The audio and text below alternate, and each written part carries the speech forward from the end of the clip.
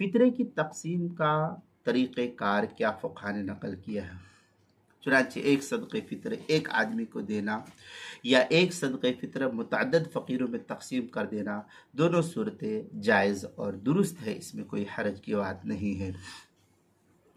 چنانچہ اس سلسلے میں جو ہے فتاوی شامیہ میں ہے وجاز دفع کل شخص فطرته الى مسکین او مساکین علی ما علیہ الاکثر به جزم فی الوالجیہ۔